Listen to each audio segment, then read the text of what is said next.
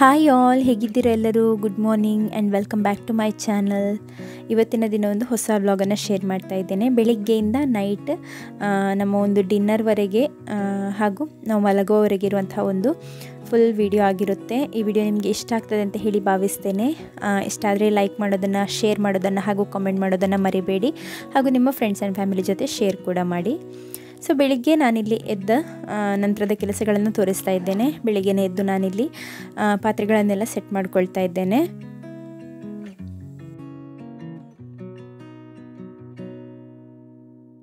ನಿನ್ನೆ ನೈಟ್ ಅಂತೂ ತುಂಬ ಜೋರು ಮಳೆ ಬರ್ತಾಯಿತ್ತು.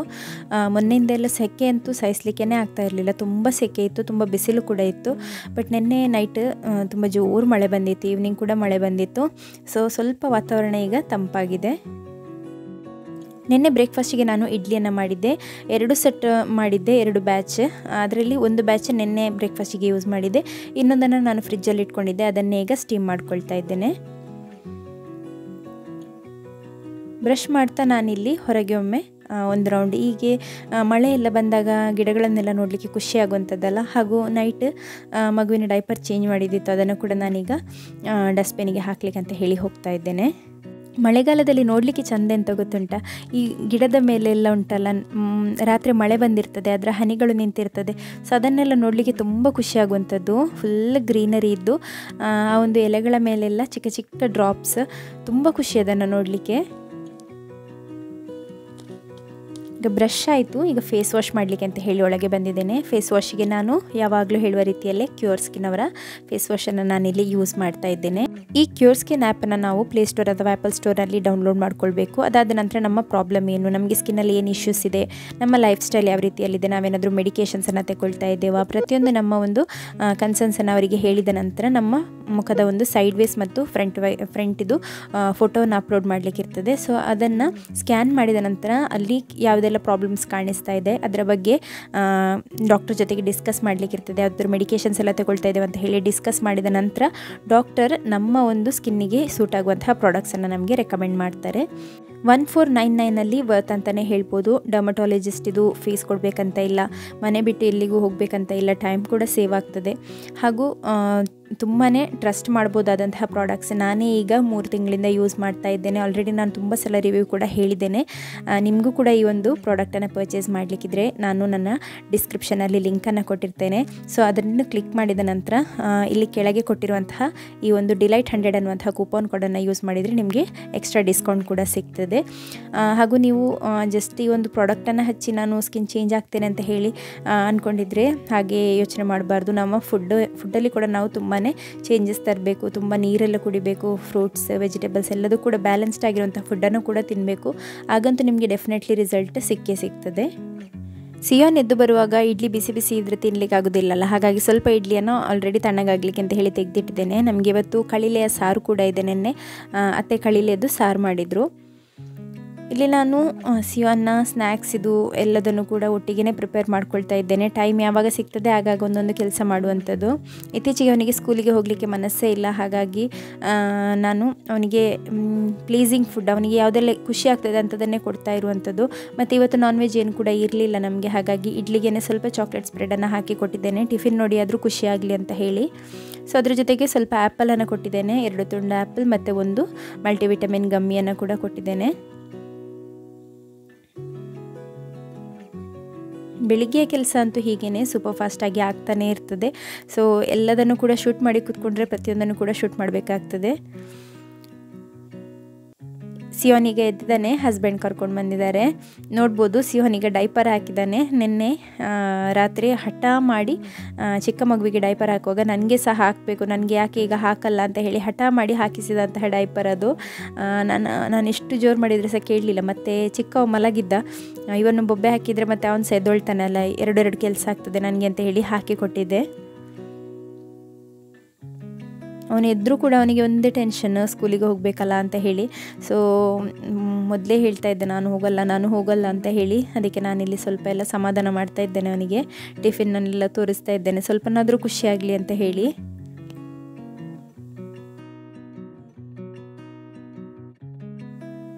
ಈಗ ಹಸ್ಬೆಂಡ್ ಅವನನ್ನು ಬ್ರಷ್ ಮಾಡಿಸ್ಲಿಕ್ಕೆ ಅಂತ ಹೇಳಿ ಕರ್ಕೊಂಡು ಹೋಗ್ತಾ ಇದ್ದಾರೆ.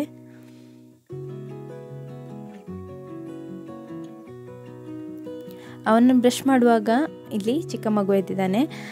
ಸಿಯೋನ್ ಅಲ್ಲಿ ರೂಮ್ ಖಾಲಿಯಾದ ಕೂಡಲೇ ಇವನು ಸಹ ಎದ್ದೊಳ್ತಾನೆ, ಅಥವಾ ಬೆಡ್ಡಿಂದ ನಾನು ಎದ್ದು ಬರುವಾಗ ಆದರೂ ಇವನು ಎದ್ದೊಳ್ತಾನೆ.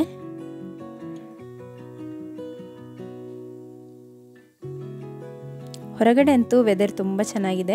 ನಿನ್ನೆ ನೈಟ್ ಇವನಿಗೆ ಈಗ ಎಕ್ಸಾಮ್ ಆಗ್ತಾ ಉಂಟು ಸಿಯೋನಿಗೆ. ಇವತ್ತು ಮ್ಯಾಥ್ಸ್ ಎಕ್ಸಾಮ್ ಇರುವಂಥದ್ದು. 1 2 3 ಎಲ್ಲ ಬರೀಲಿಕ್ಕೆ ಉಂಟು 8ವರೆಗೆ. ಅವನು ಬರಿತಾನೆ ಕೂಡ, ಆದರೆ ಅವನಿಗೆ ಕನ್ಫ್ಯೂಸ್ ಆಗ್ತದೆ. ನಂಬರ್ಸನ್ನು ತಿರುಗಿ ಬರಿತಾನೆ, ಅಂದರೆ 3 ಹೀಗೆ ಕರೆಕ್ಟಾಗಿ ನಾವು ಬರಿತೇವಲ್ಲ ಆ ರೀತಿಯಲ್ಲಿ ಬರೆಯೋದಿಲ್ಲ, ಅದನ್ನು ತಿರುಗಿಸಿ ಎಲ್ಲ ಬರಿತಾನೆ. ಹಾಗಾಗಿ ನಾನು ನಿನ್ನೆ ಅಂತೂ ನೈಟ್ ಅವನು ಕೇಳಲೇ ಇಲ್ಲ, ಅವನಿಗೆ ನಿದ್ದೆ ಬರ್ತಾಯಿತ್ತು. ಹಾಗಾಗಿ ಈಗ ಅವನಿಗೆ ಸ್ವಲ್ಪ ಎಲ್ಲ ಪ್ರಾಕ್ಟೀಸ್ ಮಾಡಿಸ್ತಾ ಇದ್ದೆ.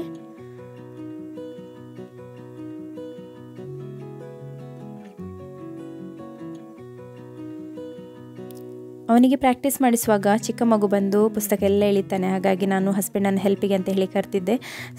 ಸ್ವಲ್ಪನಾದರೂ ಅವನಿಗೆ ನೆನಪುಳಿಬೇಕಲ್ವ. ಈಗ ಹೋಗಿ ಅವನು ಹೇಗಿದ್ದರೂ ಸಹ ಬರೀಲಿಕ್ಕೆ ಉಂಟು. ಅವನಿಗೆ ಮ್ಯಾಥ್ಸ್ ಈಸಿ ಉಂಟು, ಅಂದರೆ ಮ್ಯಾಥ್ಸ್ ಅಂತ ಹೇಳಿದರೆ ಲೆಕ್ಕ ಇಲ್ಲ ಅದರಲ್ಲಿ, ಜಸ್ಟ್ 1 2 3 ಅಂಥದ್ದೆಲ್ಲ ಇರುವಂಥದ್ದು ಎಲ್ಲ ಗೊತ್ತುಂಟು. ಆದರೆ ಸಹ ಕನ್ಫ್ಯೂಸ್ ಆಗ್ತಾರೆ ಮಕ್ಕಳು. ಸೇಮ್ ಟೈಮ್ನಲ್ಲಿ ನಾನು ಇಲ್ಲಿ ಒಳಗೆ ಬಂದು ಈ ಮಗುವಿಗೆ ಬೇಕಾದಂತಹ ರಾಗಿ ಸರಿಯನ್ನು ಕೂಡ ಪ್ರಿಪೇರ್ ಮಾಡ್ಕೊಂಡಿದ್ದೇನೆ.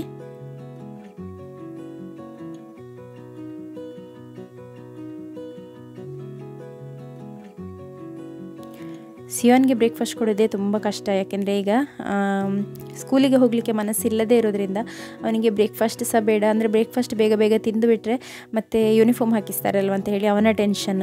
ಹೇಗೋ ಕಷ್ಟದಲ್ಲಿ ನಾನು ಯಾವತ್ತು ಚಾದಲ್ಲಿ ಎಲ್ಲ ನಾನು ಮುಳುಗಿಸಿ ಕೊಡೋದಿಲ್ಲ. ಇವತ್ತು ಚಾದಲ್ಲೇ ಮುಳುಗಿಸಿ ಎಲ್ಲ ಇಡ್ಲಿಯನ್ನೆಲ್ಲ ಕೊಟ್ಟಿದ್ದೇನೆ. ಹಾಗೆ ಸ್ವಲ್ಪ ತಿಂದಿದ್ದಾನೆ. ಏನಾದರೂ ಒಂದು ತಿಂದು ಹೋದರೆ ನಮಗೆ ಕೂಡ ಸಮಾಧಾನ ಅಲ್ವಾ.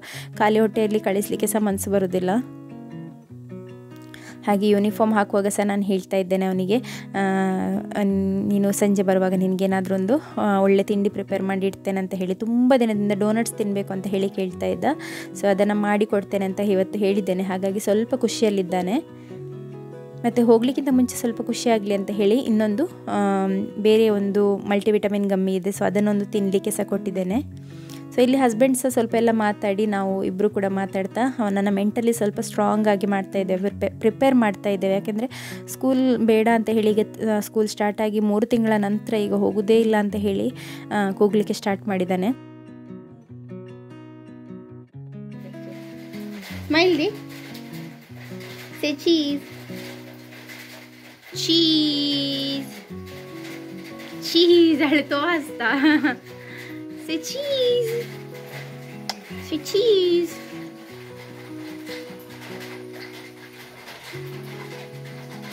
Asla.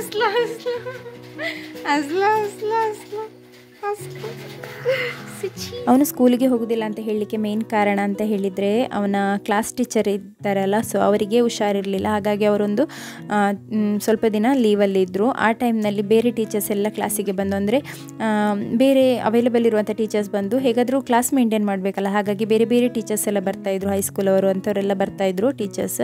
ಸೊ ಅದನ್ನು ನೋಡಿ ಅವನಿಗೆ ಟೆನ್ಷನ್ ಆಗಿದೆ, ನನ್ನ ಟೀಚರ್ ಯಾಕೆ ಬರೋದಿಲ್ಲ ಅಂತ ಹೇಳಿ. ಮತ್ತು ಫಸ್ಟ್ ಬೆಂಚಲ್ಲಿ ಕೂತ್ಕೊಳ್ಳೋದಲ್ಲ, ಅವನಿಗೆ ತುಂಬ ಹೆದರಿ ಬಿಟ್ಟಿದ್ದಾನೆ. ಅವನು ಬೇರೆ ಮಕ್ಕಳಿಗೆಲ್ಲ ಜೋರು ಮಾಡುವಾಗೆಲ್ಲ, ಕೆಲವು ಮಕ್ಕಳು ತುಂಬಾ ಈ ಪೋಖ್ರಿಯೆಲ್ಲ ಇರ್ತಾರಲ್ಲ, ಅವರಿಗೆಲ್ಲ ಜೋರು ಮಾಡುವಾಗ ಇವನು ತುಂಬ ಹೆದರಿದ್ದಾನೆ. ಹಾಗಾಗಿ ಅದಕ್ಕೆ ನಾವು ಅವನಿಗೆ ಹೇಳ್ತಾ ಇದ್ವಿ, ಟೀಚರ್ ಬಂದಿದ್ದಾರಲ್ಲ, ಈಗ ಬಂದಿದ್ದಾರೆ ಅವರು, ಸೊ ಅದಕ್ಕೆ ಏನೂ ಆಗೋದಿಲ್ಲ, ಬೇರೆ ಯಾವ ಟೀಚರ್ಸ್ ಕೂಡ ಬರೋದಿಲ್ಲ ಅಂತ ಹೇಳಿ ಅವನಿಗೆ ಸ್ವಲ್ಪ ಎಲ್ಲ ಸಮಾಧಾನ ಮಾಡಿಸಿದ್ವಿ. ಆದರೆ ಇವತ್ತು ನಾನು ಡ್ರಾಪ್ ಮಾಡಲಿಕ್ಕೆ ಹೋಗಬೇಕಂತ ಹೇಳಿದೆ, ಹಾಗಾಗಿ ನಾನು ಹೋಗಿದ್ದೇನೆ ಇವತ್ತು ಡ್ರಾಪ್ ಮಾಡಲಿಕ್ಕೆ. ಆದರೆ ಸಹ ಕೂತ್ಕೊಳ್ಳುವಾಗ ಕೂಗಿದ್ದ, ನಾನು ಕೂತ್ಕೊಳ್ಳೋದಿಲ್ಲ ನಿಲ್ತೇನೆ ಅಂತ ಹೇಳಿ. ಅವನಿಗೆ ಕೂತ್ಕೊಳ್ಳಿಕ್ಕೆ ಸಹ ನಾವೇ ಕೂತ್ಕೊಳ್ಳಿಸಬೇಕು, ಹತ್ತಿ ಕೂತ್ಕೊಳ್ಳಿಕ್ಕೆ ಆಗೋದಿಲ್ಲ, ರಿಕ್ಷಾದ ಸೀಟ್ ಕೂಡ ಹೈಟ್ ಅನ್ನಿಸ್ತದೆ. ಮಗುವಿಗೆ ಹಸಿವಾಗ್ತಾ ಇತ್ತು, ಹಾಗಾಗಿ ನಾನು ಮಾವನ ಹತ್ರ ಹೇಳಿದೆ ಸ್ವಲ್ಪ ಹೊತ್ತು ಕೂತ್ಕೊಳ್ಳಿ ಅಂತ ಹೇಳಿ ನಾನಿಲ್ಲಿ ಒಳಗೆ ಬಂದು ಈಗ ರಾಗಿ ಸರಿಯನ್ನು ಬಾಟಲಿಗೆ ಹಾಕ್ಕೊಳ್ತಾ ಇದ್ದೇನೆ. ಇವನಿಗೆ ತಿನ್ನಿಸ್ಲಿಕ್ಕೆ ಕೂತ್ಕೊಂಡ್ರೆ ಒಂದು ಅರ್ಧ ಮುಕ್ಕಾಲು ಗಂಟೆ ಇಲ್ಲಿಯೇ ಕೂತ್ಕೊಳ್ಬೇಕು. ಇವತ್ತು ನಮ್ಮ ಅತ್ತೆ ಮಗಳ ಮನೆಗೆ ಹೋಗಿದ್ದರು, ಇಲ್ಲೇ ಮಡಂತಿಯರಲ್ಲೇ ಇರುವಂಥದ್ದು. ಸೊ ಅಲ್ಲಿ ಹೋಗಿದ್ರು, ಅವರಿಗೆ ಸ್ವಲ್ಪ ಕೆಲಸ ಇತ್ತು ಅಂತ ಹೇಳಿ ಹಾಗೆ ಹೋಗಿದ್ರು ನಿನ್ನೆ. ಸೊ ನಾವೇ ಇರುವಂಥದ್ದು, ನಾನು, ಮಾವ, ಚಿಕ್ಕ ಮಗು.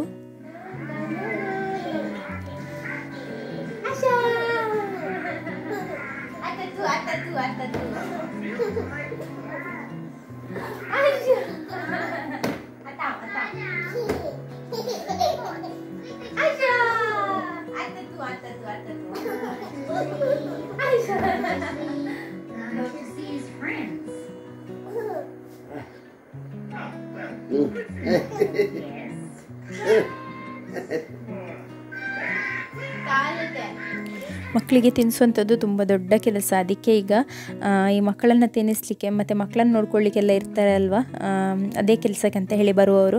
ಸೊ ಅವರಿಗೆಲ್ಲ ಹೆಚ್ಚು ಸಂಬಳ ಯಾಕೆಂದರೆ ಅದಕ್ಕೇ ಈಗಿನ ಕಾಲದ ಮಕ್ಕಳನ್ನು ನೋಡ್ಕೊಳ್ಳುವಂಥದ್ದು ತುಂಬ ಕಷ್ಟ. ಮೊದಲೆಲ್ಲ 10-12 ಮಕ್ಕಳಿದ್ರೂ ಕೂಡ ಒಂದೇ ಮನೆಯಲ್ಲಿ ಇರ್ತಿದ್ರು, ಚಿಕ್ಕ ಮನೆ, ಒಂದೇ ಕಡೆ ಇರ್ತಿದ್ರು.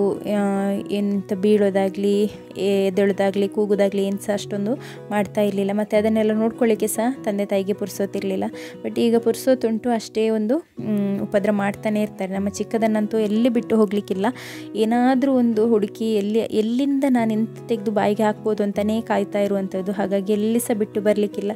ಎಂತ ಸಿಕ್ಕಲಿಲ್ಲ ಆದರೆ ಗೋಡೆಯ ಪೇಂಟ್ ಇರ್ತದಲ್ಲ, ನಮ್ಮದು ಸ್ವಲ್ಪ ಹಳೆ ಮನೆ ಅಲ್ಲ, ಹಾಗಾಗಿ ಗೋಡೆಯ ಪೇಂಟನ್ನು ಮೆಲ್ಲ ಉಗುರಿಂದ ತೆಗೆದು ಬಾಯಿಗೆ ಹಾಕಲಿಕ್ಕೆ ಸ್ಟಾರ್ಟ್ ಮಾಡ್ತಾನೆ. ಇಲ್ಲಿ ನಾನು ಬೆಳಿಗ್ಗೆ ಫಸ್ಟಿಗೆ ಇಲ್ಲಿ ನಾಯಿ ಅನ್ನವನ್ನು ಇಟ್ಕೊಳ್ತಾ ಇದ್ದೇನೆ. ಅಕ್ಕಿಯನ್ನು ಕೂಡ ಹಾಕಿ ಕೊಟ್ಟಿದ್ದೇನೆ ಮತ್ತು ವೇಸ್ಟೇಜನ್ನು ಕೂಡ ಹಾಕಿ ಕೊಟ್ಟಿದ್ದೇನೆ. ಸೊ ನಾಯಿದು ಅನ್ನ ಬೆಂದರೆ ನೆಕ್ಸ್ಟ್ ನಮ್ಮ ಅನ್ನಕ್ಕೆ ನಾನು ನೀರನ್ನು ಇಟ್ಕೊಳ್ತೇನೆ. ಈಗ ಬೆಂಕಿ ಹೊತ್ತದೇ ಇಲ್ಲ. ನಾನು ನೋಡಿ ಇಲ್ಲಿ ಸ್ವಲ್ಪ ಈ ಮಳೆ ನೀರನ್ನೆಲ್ಲ, ಮಳೆ ಬಂದಿತ್ತಲ್ಲ, ನಾನು ಆಲ್ರೆಡಿ ಹೇಳಿದ್ದೆ ಅಲ್ಲ, ಸೊ ಅದನ್ನು ಸ್ವಲ್ಪ ನೋಡಿ ಬರ್ತೇನೆ ಅಂತ ಹೇಳಿ ಬಂದಿದ್ದು. ಹೋಗಿ ಬರುವಾಗ ಬೆಂಕಿ ಮಾಡಿದ್ದೇನೆ ಇಲ್ಲೋ ಅಂತಲೇ ನನಗೇನೆ ಕನ್ಫ್ಯೂಸ್ ಆಗಬೇಕು, ಆ ರೀತಿಯಲ್ಲಿ ಕೆಟ್ಟು ಹೋಗಿದೆ.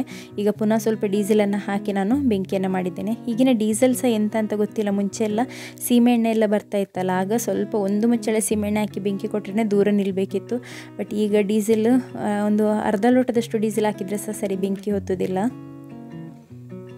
ಇವತ್ತು ಸಾರಿಗೆ ನಮಗೆ ಸ್ವಲ್ಪ ಕಳಿಲೆ ಸಾರಿದೆ, ಮಧ್ಯಾಹ್ನಕ್ಕೆ ಆಗುವಷ್ಟು ಮಾತ್ರ ಇದೆ. ನಾನು ಮತ್ತು ಮಾವ ಮಾತ್ರ ಅಲ್ವ ಮಧ್ಯಾಹ್ನ, ಹಸ್ಬೆಂಡ್ ಬಂದರೆ ಇದ್ದಾರೆ, ಇಲ್ಲಾದರೆ ಗೊತ್ತಿಲ್ಲ. ಹಾಗಾಗಿ ನಾನು ಒಂದು ಬೀನ್ಸ್ ಇತ್ತು, ಗ್ರೀನ್ ಬೀನ್ಸ್, ಸೊ ಅದನ್ನು ಪಲ್ಯ ಮಾಡುವ ಅಂತ ಹೇಳಿ ಕಟ್ ಮಾಡ್ಕೊಳ್ತಾ ಇದ್ದೇನೆ. ಈ ಪಲ್ಯ ಅಂತೂ ತುಂಬ ಚೆನ್ನಾಗಿ ಬಂದಿತ್ತು. ಇದಕ್ಕೆ ನಾನು ಮೊಳಕೆ ಕಟ್ಟಿದಂಥ ಹೆಸರು ಕಾಳು ಕೂಡ ಇತ್ತು, ಸೊ ಅದನ್ನು ಕೂಡ ಮಿಕ್ಸ್ ಮಾಡಿ ಹಾಕಿದ್ದೆ. ನನಗೆ ಮುಂಚೆ ಎಲ್ಲ ಈ ಮೊಳಕೆ ಹೆಸರು ಕಾಳನ್ನು ನಮ್ಮ ಅಂಗನವಾಡಿ ಇತ್ತು, ನನ್ನ ಸ್ಕೂಲ್, ನಾನು ಚಿಕ್ಕದಿರುವಾಗ ಹೋಗ್ತಾ ಇದ್ದೆಲ್ಲ, ಸೊ ಆ ಸ್ಕೂಲಲ್ಲಿ ಅಂಗನವಾಡಿಯಲ್ಲಿ ಮಾಡಿ ಕೊಡ್ತಾಯಿದ್ರು. ತುಂಬ ಚೆನ್ನಾಗಿರ್ತಿತ್ತು. ಸೊ ಅದೇ ಟೇಸ್ಟ್ ನನಗೆ ತಿಂದ ಹಾಗೆ ಫೀಲ್ ಆಯಿತು.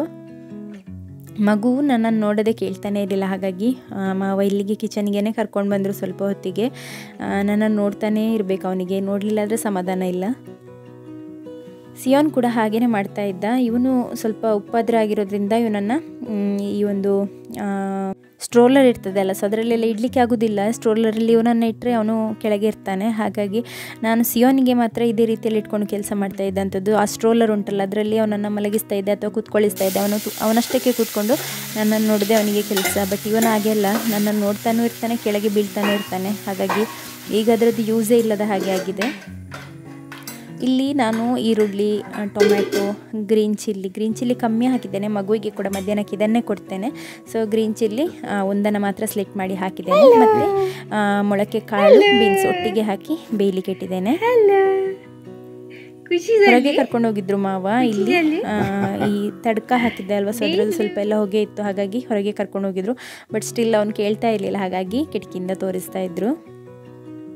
ಅದಕ್ಕೆ ಲಾಸ್ಟಿಗೆ ನಾನು ಸ್ವಲ್ಪ ತೆಂಗಿನಕಾಯನ್ನು ಹಾಕಿಕೊಟ್ಟು ಸ್ವಲ್ಪ ಉಪ್ಪನ್ನು ಕೂಡ ಹಾಕಿ ಈಗ ಪಲ್ಯ ರೆಡಿಯಾಗಿದೆ. ಅವನಿಗೆ ನಿದ್ದೆ ಬರ್ತಾ ಉಂಟು ಮಗುವಿಗೆ. ಇನ್ನು ನೆಕ್ಸ್ಟ್ ಅವನನ್ನು ಕೂಡ ನಿದ್ದೆ ಮಾಡಿಸಬೇಕು. ನಾನು ಕೂಡ ಇವಾಗ ಕ್ಯಾಲ್ಶಿಯಂ ಟ್ಯಾಬ್ಲೆಟ್ ತಗೊಂಡಿರಲಿಲ್ಲ, ಹಾಗಾಗಿ ಕ್ಯಾಲ್ಶಿಯಂ ಟ್ಯಾಬ್ಲೆಟ್ ಕೂಡ ತಗೊಂಡಿದ್ದೇನೆ. ನಾಯಿದು ಅನ್ನ ಅಂತೂ ರೆಡಿಯಾಗಿದೆ. ಇನ್ನು ಇದನ್ನು ಸೈಡಿಗೆ ಇಟ್ಕೊಳ್ಳುವ. ಜಾಸ್ತಿ ಬೆಂದರೆ ಕೂಡ ಸ್ವಲ್ಪ ಮಡ್ಡಿ ಹಾಗೆ ಆಗಿ ಹೋಗ್ತದೆ ಅಲ್ಲ, ಸೊ ಅವರಿಗೆ ಕೂಡ ತಿನ್ನಲಿಕ್ಕೆ ಚೆನ್ನಾಗಿ ಅನಿಸೋದಿಲ್ಲ. ಹಾಗಾಗಿ ನಾನು ಮುಕ್ಕಾಲು ಬೇಯುವಾಗ ತೆಗೆದಿಡ್ತೇನೆ, ಮತ್ತು ಉಳಿದದ್ದು ಬಿಸಿಗೇ ಬೇಯ್ತದೆ. ನಮ್ಮ ಅನ್ನಕ್ಕೆ ಕೂಡ ಅಕ್ಕಿಗೆ ನೀರನ್ನು ಇಟ್ಟು ಅಕ್ಕಿಯನ್ನು ಕೂಡ ಹಾಕಿ ನಾನೀಗ ಹೋಗ್ತೇನೆ. ಯಾಕೆಂದರೆ ಮಗು ಮಲಗಲಿಕ್ಕೆ ಎಷ್ಟು ಟೈಮ್ ತಗೊಳ್ತದೆ ಅಂತ ಹೇಳಿ ಗೊತ್ತಿಲ್ಲ. ಬರುವಾಗ ಮತ್ತೆ ತುಂಬ ಲೇಟ್ ಆದರೆ ಅನ್ನ ಬೇಯಲಿಕ್ಕೆ 2.5 ಗಂಟೆನಾದರೂ ಬೇಕು ಅಟ್ಲೀಸ್ಟ್. ಹಾಗಾಗಿ ಅಕ್ಕಿಯನ್ನು ಹಾಕಿನೇ ಹೋಗ್ತಾ ಇದ್ದೇನೆ.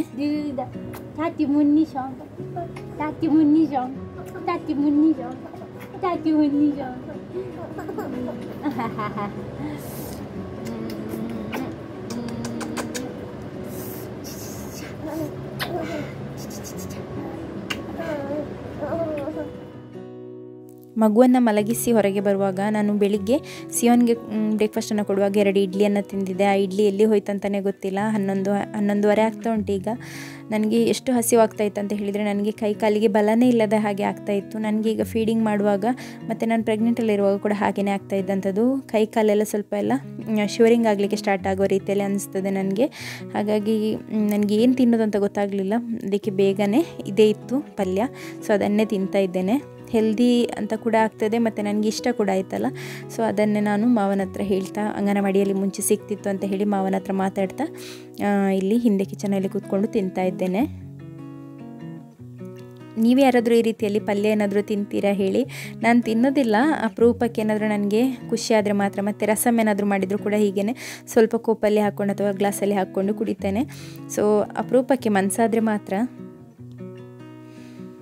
ಅದು ಕೂಡ ಸಾಕಾಗಲಿಲ್ಲ ನನಗೆ. ಹಾಗಾಗಿ ನಾನಿಲ್ಲಿ ಸ್ವಲ್ಪ ಕಾಫಿಯನ್ನು ಮಾಡಿಕೊಂಡು 2 ಇಡ್ಲಿ ಇತ್ತು, ಇಡ್ಲಿ ತುಂಬ ಉಳಿದಿತ್ತು. ಹಾಗಾಗಿ ಇಡ್ಲಿಯನ್ನು ಕೂಡ 2 ತಿಂದಿದ್ದೇನೆ. ಯಾಕೆಂದರೆ ಇನ್ನೂ ಕೂಡ ತುಂಬ ಕೆಲಸ ಇದೆ ನನಗೆ ಮಾಡಲಿಕ್ಕೆ. ತುಂಬ ಕೆಲಸ ಆಯಿತು, ಇನ್ನೂ ಕೂಡ ತುಂಬ ಕೆಲಸ ಇದೆ. ಕೇಕ್ಸ್ ಇದೆ ಮತ್ತು ಸಿಯೋನ್ ಡೋನಟ್ ಕೇಳ್ತಾ ಇದ್ದಲ್ಲ, ಹಾಗಾಗಿ ಡೋನಟ್ಸನ್ನು ಕೂಡ ಪ್ರಿಪೇರ್ ಮಾಡಬೇಕು. ಇಲ್ಲಿ ನಾನು ಡೋನಟ್ಗೆ ಅಂತ ಹೇಳಿ ಡೋವನ್ನು ಹಾಕಿದ್ದೇನೆ. ಡೋನಟ್ ನಾನಿದು ಫಸ್ಟ್ ಟೈಮ್ ಮಾಡ್ತಾ ಇರುವಂಥದ್ದು, ಫಸ್ಟ್ ಅಟೆಂಪ್ಟ್. ಮತ್ತು ಎಕ್ಸಾಕ್ಟ್ ಮೆಷರ್ಮೆಂಟ್ ಏನು ಕೂಡ ನಾನು ಇಟ್ಕೊಂಡಿರಲಿಲ್ಲ.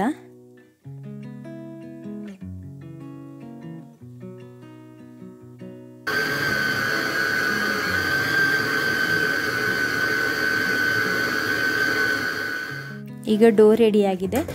ಇದಕ್ಕೆ ಈಸ್ಟ್ ಕೂಡ ಹಾಕಲಿಕ್ಕಿರ್ತದೆ. ನಾನು ಸ್ವಲ್ಪ ಈಸ್ಟನ್ನು ಹಾಕಿದ್ದೆ.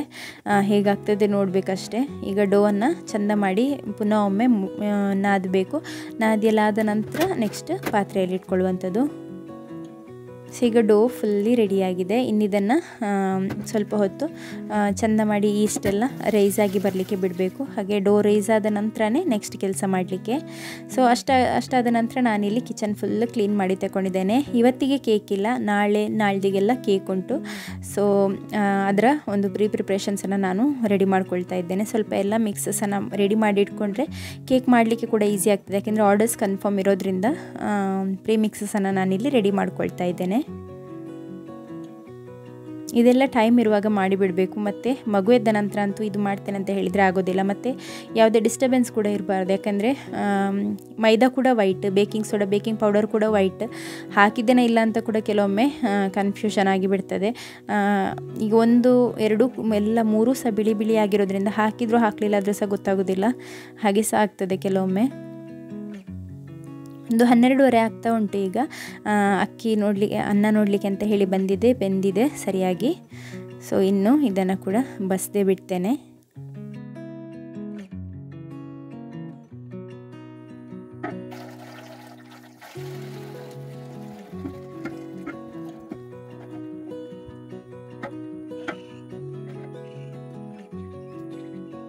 ಅನ್ನ ಬಸಿತಾ ಇರುವಾಗ ಹೊರಗಡೆ ನೋಡಿದರೆ ಮಳೆ ಬೀಳ್ತಾ ಉಂಟು. ನಾನು ಸ್ವಲ್ಪ ಬಟ್ಟೆ ಒಣಗಿತ್ತು, ಬಟ್ ಸ್ಟಿಲ್ ಸ್ವಲ್ಪ ಬಿಸಿಯಾಗಿರಲಿ ಆಗ ಫೋಲ್ಡ್ ಮಾಡಿ ಇಡ್ತೇನೆ ಅಂತ ಹೊರಗೆ ಇಟ್ಟಿದ್ದೆ. ಅಗೈನ್ ನನಗೆ ಮಳೆ ನೀರು ಬಿದ್ದಿದೆ ಬಟ್ಟೆಗೆ. ಈಗ ಯಾವಾಗ ಮಳೆ ಬರ್ತದೆ ಯಾವಾಗ ಬಿಸಿಲು ಬರ್ತದೆ ಅಂತ ಹೇಳಲಿಕ್ಕೇ ಆಗೋದಿಲ್ಲ. ನೋಡಿ ಕಂಬಳಿ ಹುಳು ಇದೇ ನೆಕ್ಸ್ಟ್ ಬಟರ್ಫ್ಲೈ ಆಗೋದು. ಹೇಗೆ ಮನೆಯೊಳಗೆ ಬರಲಿಕ್ಕೆ ಅಂತ ಸೈಡ್ಸ್ ಹುಡುಕಿ ಬರ್ತಾ ಉಂಟು. ಮಗು ಆಗ ಮಲಗಿದ್ದಲ್ಲ, ಒಮ್ಮೆ ಚೆಕ್ ಮಾಡು ಅಂತ ಹೇಳಿ ಬಂದೆ. ನನ್ನ ಮಗು ಹೀಗೇ ಮಲಗುವಂಥದ್ದು, ಕೌಚಿಯೇ ಮಲಗುವಂಥದ್ದು. ಕೆಲವರು ಹೇಳ್ತಾರೆ ಚಿಕ್ಕ ಮಕ್ಕಳು ಕೌಚಿ ಮಲಗಬಾರ್ದು ಅಂತ ಹೇಳಿ, ಕೆಲವರಲ್ಲ ಡಾಕ್ಟರ್ಸೇ ರೆಕಮೆಂಡ್ ಮಾಡ್ತಾರೆ. ಬಟ್ ನನ್ನ ಮಗು ಯಾವ ರೀತಿಯಲ್ಲಿ ನಾನು ಹೇಗೆ ಮಲಗಿಸಿದರೂ ಕೂಡ ಅವನಿಗೆ ನೆಟ್ಟಗೆ ಮಲಗಿದರೆ ಅವನಿಗೆ ಆ ಒಂದು ಕಂಫರ್ಟ್ ಸಿಗೋದೇ ಇಲ್ಲ. ಅವನು ಮಲಗುವಂಥದ್ದು ಕೌಚಿಯೇ. ಹೇಗೆ ಇಟ್ಟರು ಸಹ ರಾತ್ರಿ 2 ಸೈಡಲ್ಲಿ ದಿಂಬಿಟ್ಟರು ಕೂಡ ಅವನು ಸ್ವಲ್ಪ ಕೆಳಗೆ ಹೋಗಿ ಅಥವಾ ಸ್ವಲ್ಪ ಮೇಲೆ ಹೋಗಿ ಆದರೂ ಕೌಚಿ ಮಲಗ್ತಾನೆ. ಹಾಗಾಗಿ ನಾನು ಅವನನ್ನು ಅವನಷ್ಟಕ್ಕೆ ಬಿಡುವಂಥದ್ದು. ಹಾಗೆ ಮಲಗಿದರೆ ನನಗೆ ಸ್ವಲ್ಪ ನಿದ್ದೆ ಸಿಗ್ತದೆ. ನೆಟ್ಟಗೆ ಮಲಗಿಸಿದರೆ ಮತ್ತೆ ನನಗೆ ಸಹ ನಿದ್ದೆ ಇಲ್ಲ. ಅವನು ಆಗಾಗ ಎದ್ದೊಳ್ತಾನೆ ಇರ್ತಾನೆ. ಯಾಕೆಂದರೆ ಅವನ ಕಂಫರ್ಟೇಬಲ್ ಪೊಸಿಷನಲ್ಲಿ ನಾವು ಅವನಿಗೆ ಮಲಗಲಿಕ್ಕೆ ಬಿಡದೇ ಇದ್ದರೆ ಅವನಿಗೆ ಸಹ ಕೋಪ ಬರ್ತದೆ ಅಲ್ಲ. ಹಾಗಾಗಿ ಹೇಗೆ ಬೇಕು ಹಾಗೆ ಮಲಗಲಿ ಅಂತ ಬಿಟ್ಟಿದ್ದೇನೆ. ಇವತ್ತು ನಾನು ಮಧ್ಯಾಹ್ನನೇ ಮನೆಯನ್ನೆಲ್ಲ ಒರೆಸಿ ತಗೊಳ್ತಾ ಇದ್ದೇನೆ. ಯಾಕೆಂದರೆ ಮಧ್ಯಾಹ್ನ ನಂತರ ನನಗೆ ಕೇಕ್ಸ್ ಎಲ್ಲ ಉಂಟು. ಹಾಗಾಗಿ ಟೈಮ್ ಸಾಕಾಗೋದಿಲ್ಲ. ಮತ್ತು ಈಗ ಸಿಯೋನ್ ಕೂಡ ಇಲ್ಲ ಅಲ್ಲ, ಮನೆ ಯಾರು ಅಂತ ಗಲೀಜು ಮಾಡೋರು ಯಾರು ಕೂಡ ಇಲ್ಲ. ಇವತ್ತು ತೋಟದ ಕೆಲಸಕ್ಕೆ ಕೂಡ ಯಾರೂ ಇಲ್ಲ, ಹೊರಗೆ ಒಳಗೆ ಏನು ಯಾರು ತಿರುಗಾಡಲಿಕ್ಕೆ ಸಹ ಇಲ್ಲ. ಹಾಗಾಗಿ ಬೇಗನೆ ನಾನು ಒರೆಸಿ ತಗೊಂಡಿದ್ದೇನೆ. ಡೋ ರೈಸ್ ಆಗಿದೆ ಅಂತ ಹೇಳಿ ನೋಡಲಿಕ್ಕೆ ಬಂದಿದ್ದೆ, ಬಟ್ ಸ್ವಲ್ಪ ರೈಸ್ ಆಗಿತ್ತು, ಹೆಚ್ಚೇನು ಡಿಫ್ರೆನ್ಸ್ ಕಾಣಲಿಲ್ಲ. ಹಾಗಾಗಿ ನಾನು ಹಾಗೆಯೇ ಪುನಃ ಕವರ್ ಮಾಡಿ ಇಡ್ತಾ ಇದ್ದೇನೆ.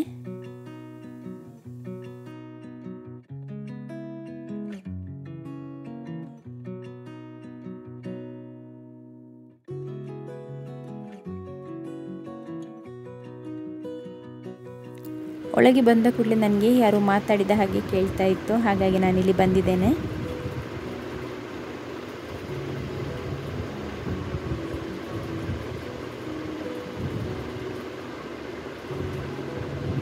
हेलो हेलो ताती जल्दी जल्दी ताती जल्दी ताती ताती जल्दी ये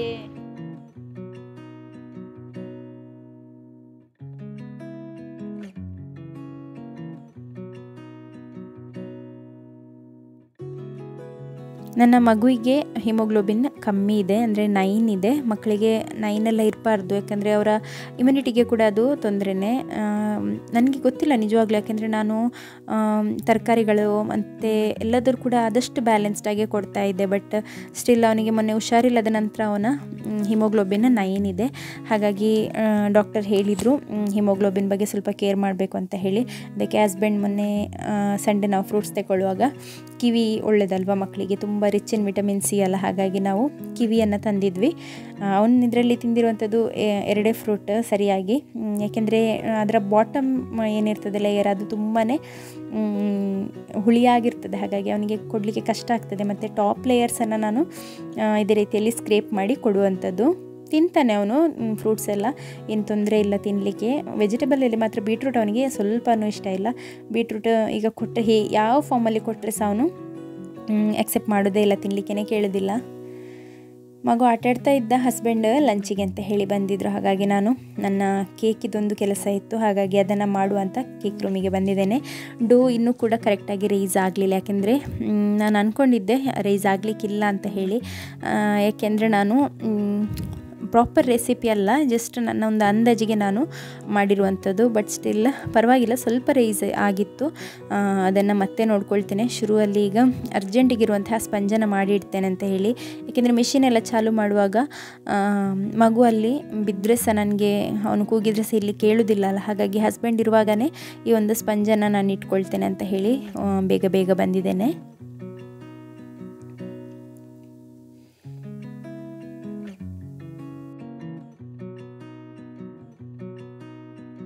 ಕೆಲವೊಂದು ಕೇಕ್ಸ್ ಏನಾಗ್ತದೆ ಅಂತ ಹೇಳಿದರೆ, ಕೆಲವರು ಕಾಲ್ ಮಾಡಿ ಕೇಳ್ತಾರೆ ರೆಡಿ ಇದೆಯಾ ಕೇಕ್, ರೆಡಿ ಇದ್ದರೆ ಈಗನೇ ಬೇಕು ಅಂತ ಹೇಳಿ.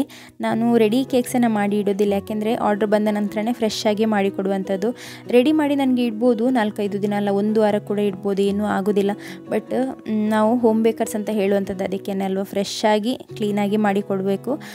ನಾನು ಅದನ್ನೇ ಮಾಡುವಂಥದ್ದು. ನಾನು ಯಾವತ್ತೂ ಕೂಡ ಹೀಗೆ ಮಾಡಿ ಇಟ್ಟು ತುಂಬ ದಿನ, ಅಂದರೆ ನನ್ನ ಕೈಯಿಂದ ತಗೊಂಡೋಗಿ ಅವರ ಮನೆಯಲ್ಲಿ ಏನಾದರೂ ಒಂದು ತೊಂದರೆ ಆಗಿತ್ತು ಅಂತ ಹೇಳಿ, ಅಂದರೆ ಒಬ್ಬರು ಹಾಗೆಯೇ ಅವರ ಮನೆಯಲ್ಲಿ ಒಂದು ಮರಣ ಆಗಿತ್ತು, ಹಾಗಾಗಿ ಕೇಕ್ ಅವರು ಕೊಟ್ಟ ದಿನ ತಗೊಳ್ಳೇಬೇಕಲ್ಲ, ಹಾಗಾಗಿ ತಗೊಂಡು ಹೋಗಿದ್ರು. ಅದರ ನಂತರ ಮರಣ ಆದಂಥದ್ದು, ಕಟ್ ಮಾಡದೆ 1 ವೀಕ್ವರೆಗೆ ಕೂಡ ಅವರು ಇಟ್ಟಿದ್ದರು, ಹಾಗೆಯೇ ಫ್ರೆಶ್ ಆಗಿತ್ತು.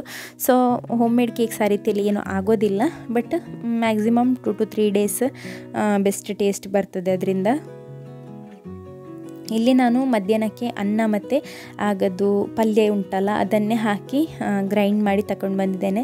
ಫಸ್ಟಿಗೆ ಒಂದು 2-3 ಸ್ಪೂನ್ ತಿನ್ನುವಾಗ ಹೊಸತ್ತಲ್ವ ಫ್ಲೇವರ್, ಅಂದರೆ ಸ್ವಲ್ಪ ಉಪ್ಪಿದು ಕೂಡ ಟೇಸ್ಟ್ ಇರ್ತದೆ ಅಲ್ವ ಅದರಲ್ಲಿ. ಮಕ್ಕಳಿಗೆ ಉಪ್ಪು ಕೊಡಬಾರ್ದು, ಬಟ್ ಇದು ಸ್ವಲ್ಪ ಹೆಲ್ದಿ ಇತ್ತಲ್ಲ, ಹಾಗಾಗಿ ನಾನು ಪರವಾಗಿಲ್ಲ ಅಂತ ಹೇಳಿ ಉಪ್ಪು ಸ್ವಲ್ಪ ಅಲ್ಲ ಅನ್ನದರೊಟ್ಟಿಗೆ ಬ್ಯಾಲೆನ್ಸ್ ಆಗ್ತದೆ ಅಂತ ಹೇಳಿ ತಂದಿದ್ದೆ. ಅವನಿಗೆ ಫಸ್ಟಿಗೆ ಇಷ್ಟ ಆಗಲಿಲ್ಲ, ಮತ್ತು ಫುಲ್ ಅದು ತಂದಷ್ಟನ್ನು ಕೂಡ ಫುಲ್ ತಿಂದಿದ್ದಾನೆ.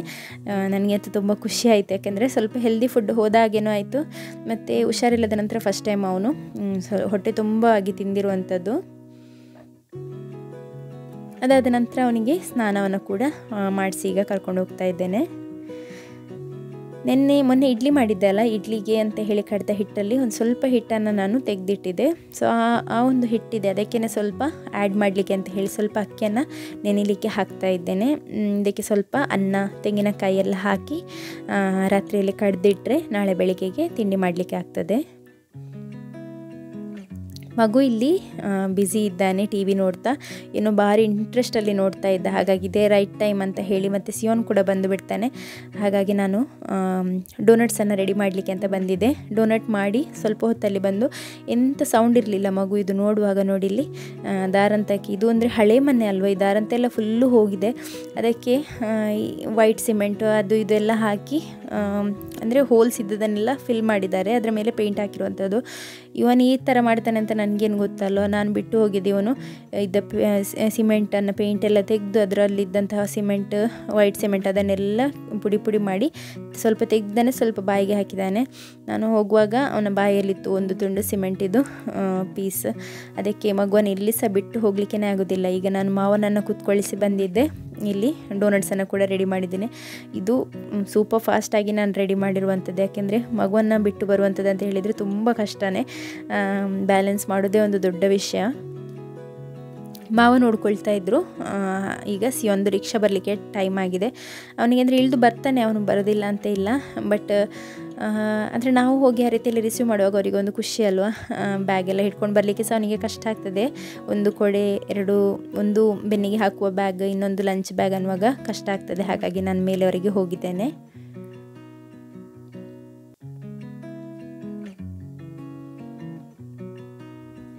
ನಮಗೆ ಈ ರಿಕ್ಷಾ ಇಲ್ಲಿವರೆಗೆ ಬರೋದ್ರಿಂದ ತುಂಬ ಈಸಿ ಆಗ್ತದೆ. ಇಲ್ಲಾದರೆ ಇಲ್ಲಿಂದ ನಾವು ಅಂದರೆ ನಮ್ಮ ಒಂದು ಹಳ್ಳಿಯ ಮೇನ್ ರೋಡಿಗೆ ಹೋಗ್ಲಿಕ್ಕೆ 10 ಕಿಲೋಮೀಟರ್ ತನಕ ಉಂಟು. ಸೊ ನಾನಿವತ್ತು ಅವನಿಗೆ ಆ್ಯಪಲ್ ಕೊಟ್ಟಿದ್ದೆ ಅಲ್ವಾ ಲಂಚ್ ಬಾಕ್ಸಲ್ಲಿ. ಅವನಿಗೆ ಆ್ಯಪಲ್ ತಿಂದರೆ ಹೊಟ್ಟೆ ನೋವಾಗ್ತದೆ ಅಂತ. ಈಗ ಅಂದರೆ ಅವನಿಗೆ ಆ್ಯಪಲಲ್ಲಿ ಇಂಟ್ರೆಸ್ಟ್ ಇಲ್ಲ, ಕಂಟಿನ್ಯೂಸ್ ತಗೊಂಡು ಹೋಗ್ತಾ ಇದ್ದಲ್ಲ. ಹಾಗಾಗಿ ನನಗೆ ಜೋರು ಮಾಡ್ತಾ ಇದ್ದ, ನಿಮ್ಗೆ ಗೊತ್ತಾಗೋದಿಲ್ಲ ಆ್ಯಪಲ್ ಕೊಡಬಾರ್ದು ಅಂತ ಹೇಳ್ತಾ ಇದ್ದ ನನಗೆ. This is for me, okay? ಹೇಳ್ತಾ ಇದ್ದ ಪಾಪ ಡೋನಟ್ಸ್ ಬೇಕಂತ ಹೇಳಿ. ನಾನು ಕೂಡ ಯಾವತ್ತೂ ಟ್ರೈ ಮಾಡಿರಲಿಲ್ಲ. ರೆಸಿಪಿ ಗೊತ್ತಿತ್ತು, ಹೀಗೆ ಮಾಡ್ತಾರೆ ಅಂತ ಗೊತ್ತಿತ್ತು, ಬಟ್ ಟ್ರೈ ಮಾಡಿರಲಿಲ್ಲ. ಹಾಗಾಗಿ ತುಂಬ ಖುಷಿ ಆಯಿತು ಅವನಿಗೆ. ನಾನು ಹೇಳಿದ್ದೆ ಅವನಿಗೆ ಬೆಳಿಗ್ಗೆ, ನೀನು ಕೂಗದೆ ಸ್ಕೂಲಿಗೆ ಹೋದರೆ ನಾನು ಡೋನಟ್ಸ್ ಮಾಡಿ ಕೊಡ್ತೇನೆ ಅಂತ ಹೇಳಿ. ನಾನು ಆ ರೀತಿಯಲ್ಲಿ ಆಸೆ ತೋರಿಸುವಂಥದ್ದಲ್ಲ, ಬಟ್ ಹೇಗಾದರೂ ಮಾಡಿ ಒಂದು ಸ್ಕೂಲಿಗೆ ಸಮಾಧಾನದಿಂದ ಹೋಗಲಿ ಅಂತ ಹೇಳಿ. ಅವನಿಗಂತೂ ತುಂಬ ಖುಷಿ ಆಯಿತು ಡೋನಟ್ಸನ್ನು ತಿಂದು. ಚೆಕ್ಕದ ಪುಳಿಲ್ಲ ಕೀಸಿನಕ್ಕ ಕೈಯನಕ್ಕ ಪುಳಿಯಂಗ ಪುಳಿರೆ